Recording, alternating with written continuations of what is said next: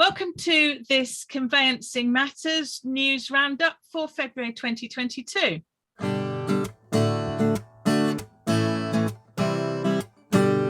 Welcome to Conveyancing Matters with Lorraine and Stu.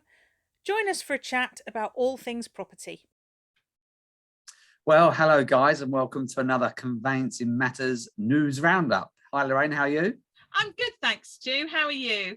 Very good. February 2022 already. So, as we said before, Stu, we don't cover every single piece of conveyancing news in any given month because there's lots of outlets around that give that information to conveyancers.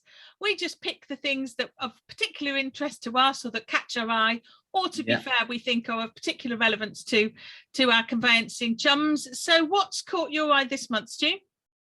I think there's a couple of bits, but maybe cyber risks and the CLC's recent consultation regarding whether insurance on this matter should be compulsory. Yeah, absolutely. I mean, we talked about the ever-present cyber risks in our sort of recent risks chat, didn't we, Stu? Yeah. And I think this is an interesting departure for the CLC, isn't it? Their consultation closes very soon, I think. But yeah, whether CLC-regulated firms should actually, be obliged to be, have to have cyber risk insurance. I mean, as a CLC-regulated practice, Stu, how does that make you feel in terms of the additional cost potentially? Well, you could look at it two ways, couldn't you, of course? But I think now the subject in general, and, we discussed what's happened with the simplified group on previous shows, haven't we? I think now there's just no choice for firms to have the insurance, and therefore, it becoming compulsory seems to be a natural, organic way to get there, doesn't it? So for me, it's not really a surprise, and something I think that most firms now are going to have to look at closely. Yeah, I think it'll be interesting to see the result of their consultation. I mean, at the moment, as I understand it, the SRA doesn't have the other big regulator. There are others, of course. There are other regulators, but the SRA doesn't have plans to make cyber insurance compulsory for firms. But I have to say, I think if that's the direction of travel and the CRC go down that route, I wouldn't be surprised if that's where SRA regulated firms end up. I mean, I certainly see, not that I profess to know much about it. In fact, we might be able to get an indemnity insurer on to talk to us about it, Stu. But this idea that firms need to look very carefully at such products in terms of what they're getting and what they're not getting, and what actually isn't covered. I think that's going to be really, really important for firms. But really, frankly, anything that can probably, I think the priority is in relation to any insurance is really the speed with which the firm, clearly, as we saw, as you mentioned, can get back up and running if they're subject to an attack. And I think that's clearly got to be a key thing that firms would look for, I would say. What would be your what would be the top thing you would expect cyber insurance to offer you as a firm, Stu?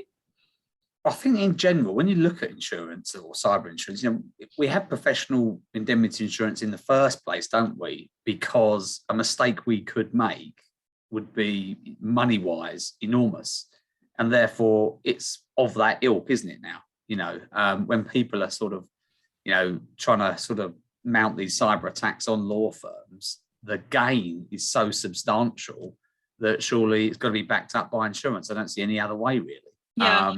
But as with any insurance, the devil's always in the detail, isn't it? And it's what it's going to cover you, for. So, you get that sort of dodgy link emailed in, and any member of staff could click on that link, and before you know it, you're infected. Or whatever you want to call it, and before you know it, you could be subject to sort of emails being fired out to clients left, right, and centre, money being sent to Christ knows where, and before you know it, people have suffered a loss, haven't they? So the devil's always in the detail, but you're gonna have to go through that with a fine-tooth comb. But I think now it's going to become a necessity. I think it's going to be part of modern life, isn't it? I would have thought so. I mean, again, firms might be interested to know that the SRA has reported, unsurprisingly, an increase in scam alerts, particularly, of course, during the lockdowns. And the SRA does have, you can subscribe and get sort of regular sort of scam and cyber updates and scam alerts from the SRA. And even as a CLC regulated firm, Stu, I'm not quite sure why other firms wouldn't go for that, why you wouldn't want to get those updates from. I always, I think it's useful for conveyancers to look at both regulators' websites, whichever regulator without you use. without a doubt. And the SRA one's particularly good, isn't it, where it sort of notifies you of potential scams involving the name of a potential fraudulent made up firm and whatnot. So you can send that around to all your staff to brief them, can't you? So you're silly not to get that free information. Yeah, absolutely. So Stu, moving on then, dare we say the H word? Dare we say we've seen it in a couple of headlines this month? I think you know where I'm going with this one, don't you? Yeah, HIPs, home information packs. I know. Upfront information, home information packs. Discussed it a million times before. And of course, it's something that, everyone seems to be lobbying for a return in some kind of format. Maybe not the exact format we had before, but it's becoming inevitable now, isn't it? The momentum seems to be gathering. Yeah, it does. And I mean, for the benefit of our younger viewers who were perhaps only 5 when home information packs were originally introduced, sort of back in the late 2007, 2008, round about there. Around about that time, wasn't it? Yeah, so a home information pack really sort of did what it said on the tin. For the benefit of those of you that don't know, it was produced by a seller, had lots of upfront information in it, including title, some searches, a home condition report. EPC, of course, yeah. And they sort of hit the buffers really because, well, there's lots of different reasons. There was a suggestion that buyers didn't want to rely on searches produced by the sellers, and the lenders, to be fair, didn't get on board with the home condition reports, and therefore, essentially, the seller was paying for a home condition report, and the lenders were still requiring mortgage valuation reports and so on. So there wasn't a great deal of joined up thinking there. So they sort of hit the buffers, and it's a shame in many ways because actually, think how advanced that could be had we had sort of 10 or 15 years of proper upfront information. I think when you think back, it wasn't just the introduction of HIPs though, was it? It was the introduction of energy performance certificates. There was a lot coming in at that time, and I think perhaps it was just a bit too much, probably too soon, wasn't it? 10 years further down the line, could have been here to stay, couldn't it? So I think it was just too much too soon at that point, wasn't it? Yeah, just too much for a lot of conveyancers at the time. To be fair, 07, 08 in the wake of a fairly really very big financial crash as well. But there was a lot of skepticism around the concept, and I think the bottom line is that the concept has been proved to be pretty solid, really. I think there was a lot of doubt, wasn't there, as to where they were going to sort of emerge from, whether it be from an estate agent, whether it be from the conveyancers. And I think the estate agents were all looking at potentially doing the energy performance certificates themselves as well. I think there was just so much sort of raw around them that I don't think the industry was ready for it at that point. No, I don't. I mean, I'm unconvinced unless they're mandated in some way. And I think the government really did get its bottom slapped with those. I'm sort of unconvinced that the government would necessarily want to go back down the road of mandating them, unless it became, obvious that was really what was going to massively improve the market. And I've got to be honest and say, whilst I think it's a no-brainer, I'm still unconvinced that it would make such a massive difference to the market across the board that I just can't see the government going there. But I'm perfectly prepared to be wrong, I might add. But anyway, so for those of you who don't know what HIPs were, as I say, the headlines are suggesting that the spectre of HIPs returns this idea that upfront information, which of course is a perfectly sound idea, but I think, Stu, whether the government mandates it or not is another matter. So what else has caught your eye this month, Stu? So we've also got the building safety bill that's currently in the realms of being debated, which I think is going to be really interesting and hopefully solve some of the problems that you may have. Yeah, I mean, this is more of a sort of an awareness thing, raising thing, I think, for firms that are perhaps embroiled with transactions at the moment that need the dreaded EWS1 certificates, or just the general idea of where liability lies for, you know, the cost of remediating unsafe cladding, and, well, whether it's cladding or, you know, the wall, the stuff between walls. Because, yeah, the government dropped a whole load of quite big, extensive changes to the building safety bill in the middle of February, Stu. They're sort of currently in the process of being debated. And you'll remember, we might even have mentioned it in last month's news update, that Michael Gove, sort of as the appropriate minister, said leaseholders won't have to pay for remediation, and actually the government has rowed back from that at the moment, and they have come up with what's been described as a waterfall effect, whereby the developers and the cladding manufacturers are on the hook first, then the freeholders are on the hook if they can't pay.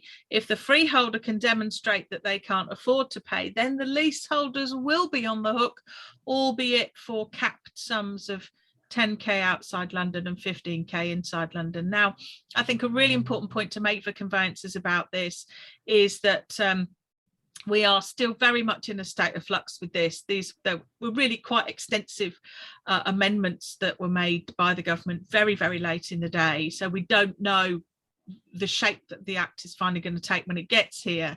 I think for conveyancers and our poor clients that are living in affected flats and buildings at the moment, it just introduces another massive layer of complexity and uncertainty at what's already a difficult time.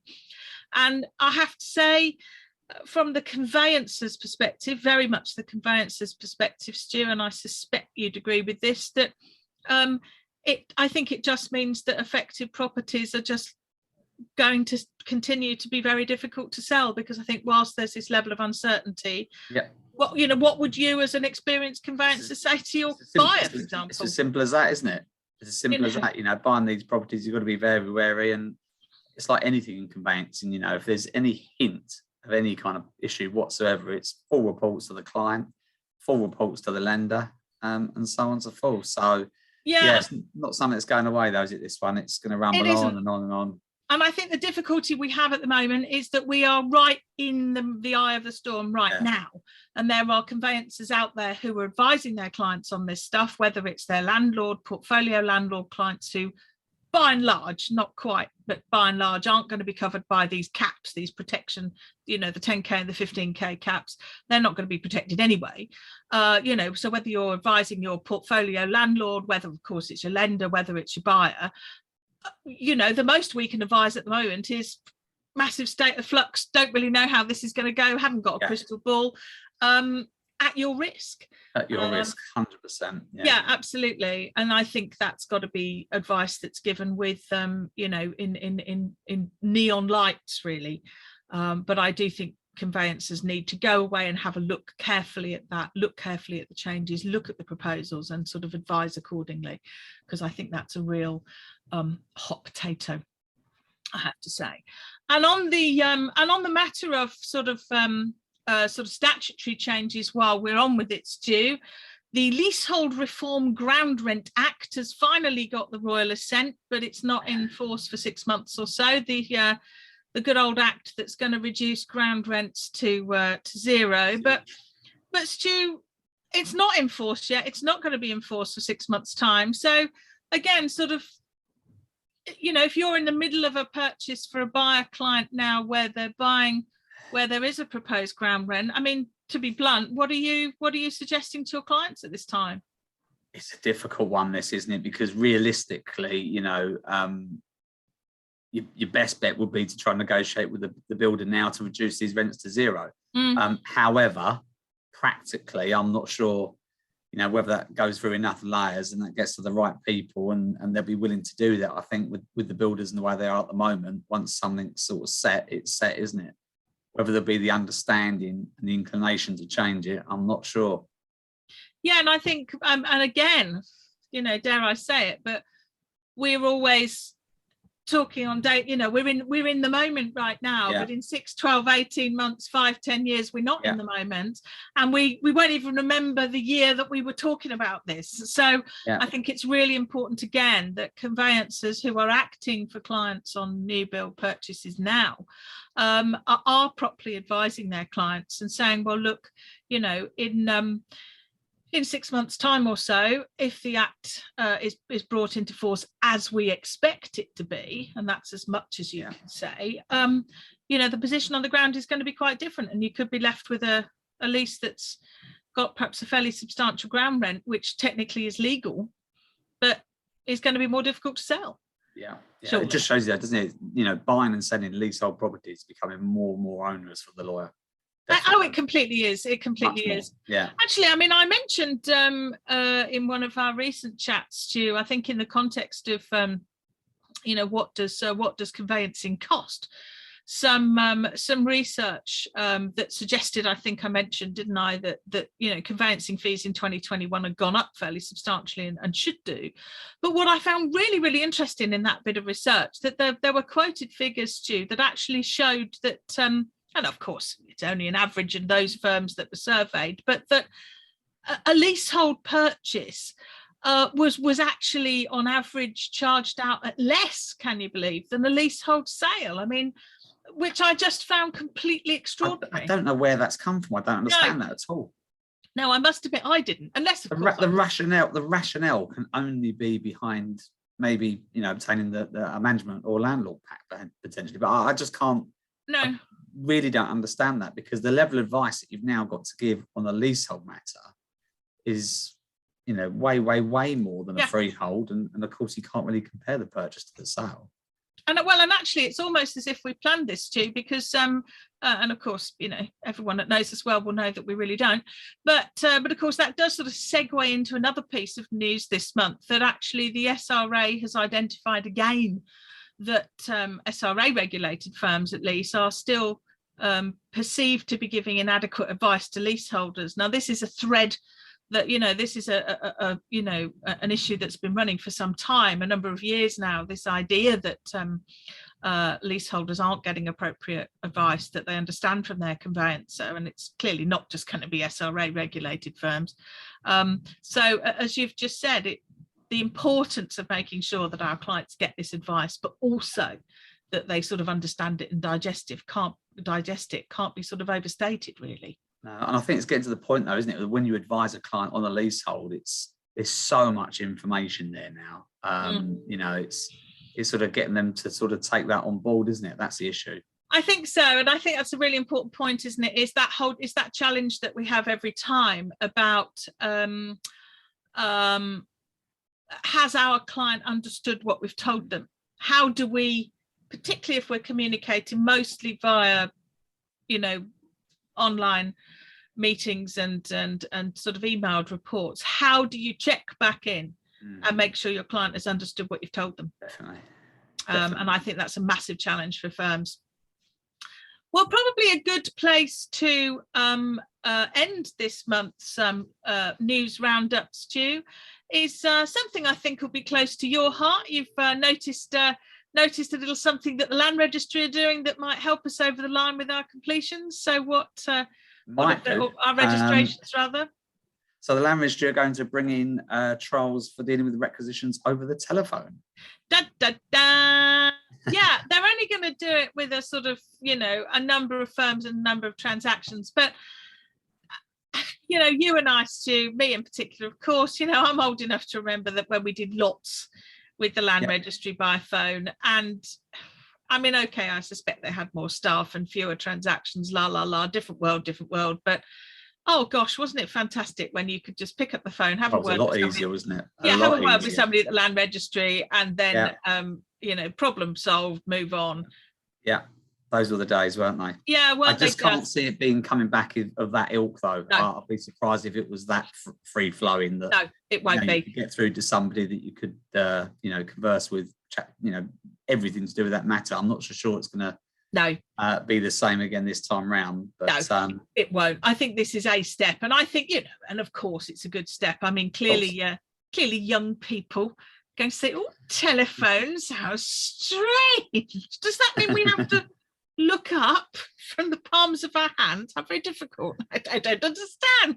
I don't even know what to do with a telephone. But of course, if the land reg can, get rid of a few simple requisitions by actually just picking up the blower and speaking to someone, I think what's interesting these days in today's market, Stu, flipping it on its head, because you've just said, well, can we get through to the land registry with your tongue in your cheek? I think what will be equally interesting is whether the land registry can get through to enough people in firms who have got the conduct of that file and can answer that question.